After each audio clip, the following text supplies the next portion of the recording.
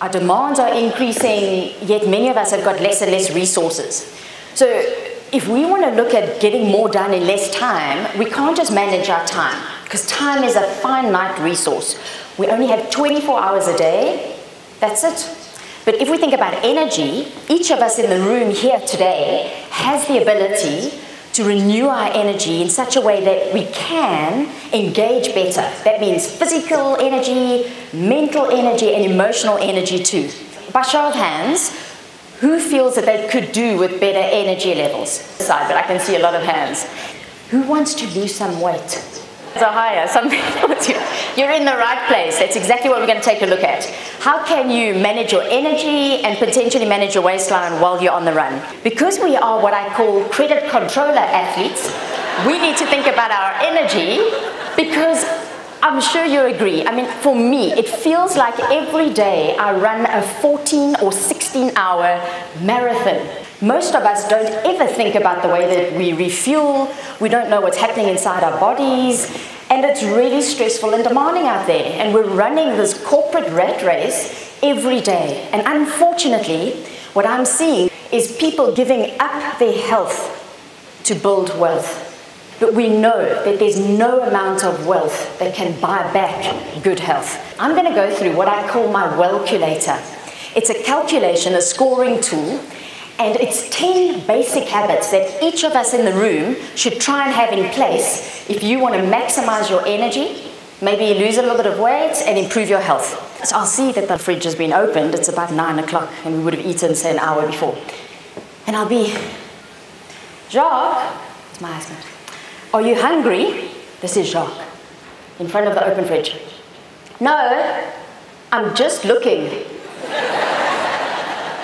When your blood sugar drops and peaks quite suddenly, you can actually activate the area in your brain. It's called the amygdala. It's the area where the stress response comes from. So you know that feeling of anxiety and panic, that fight or flight response. That area in your brain gets triggered when you eat something like this. I'll time just to see how long it takes you.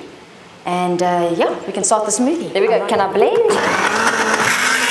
1 minute and 58 seconds. That's fantastic, guys. That's my favorite. Give that a try. How does that taste? So just to say thank you for coming up here. Give you a copy of my book. There's a lot of smoothie recipes in there. Thank you. Thanks. How about I give you a quick exercise to do while I wrap up my presentation? There are mints on the table, little caramel sweets. Please take one. Don't eat it though. Grab a mint and sit back in the chair quite comfortably. And what I'd like you to do with both feet flat on the floor, take the sweetie and put it between your knees and hold it there. And ladies, I promise you, as long as you do this exercise, you will not fall pregnant.